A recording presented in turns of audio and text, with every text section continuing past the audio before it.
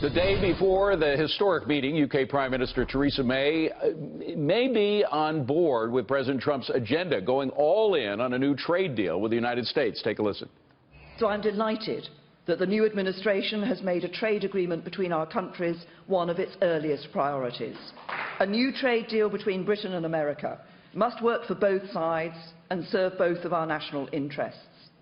It must help to grow our respective economies and to provide the high-skilled, high-paid jobs of the future for working people across America and across the UK. And it must work for those who have too often felt left behind by the forces of globalization. React now is Financial Times U.S. Managing Editor Gillian Tett. Good to see you, Gillian. Thanks for coming in. I first want to just talk generally about this special relationship between Britain and the United States, and particularly when there's a female prime minister. You can't help but to harken back to Thatcher and Reagan. And I know May is not Thatcher and Trump is not Reagan, but are we in for that kind of a relationship? Well, on one level, Theresa May is very keen to promote the idea that the US and UK do have a special relationship.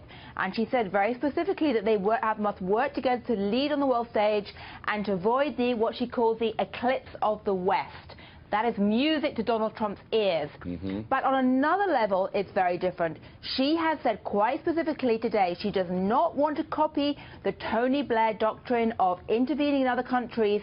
She wants Donald Trump and Theresa May to work together to avoid the eclipse of the West, but without intervening elsewhere. Right. But make their own economy strong. She must appreciate the fact that Trump's instincts, at least on Brexit, were picture perfect. I mean, he was there on the day that the Brexit was voted into power. And so many of the pollsters, as you well know, and so many of the so-called experts said the British people weren't going to vote for it. They did. Trump was there. He even upstaged President Obama in terms of Trump talking about it before Obama could. Absolutely. I mean, the reality is Trump and May are radically different people. I mean, you know, Theresa May looks a bit like your most scary headmistress. Trump, well, what can I say about that, okay?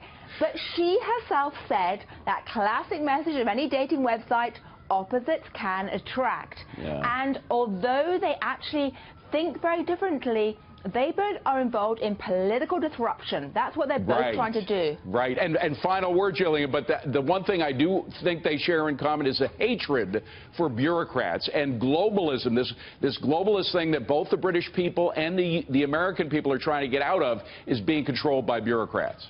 Absolutely. It's all about trying to take back control, to actually use a slogan that the Brexit team used, which frankly would appeal to a lot of people who supported Donald Trump, and trying to get back to first principles. If you like, they share an Adam Smith vision of the economy, and that's what they're trying to build on.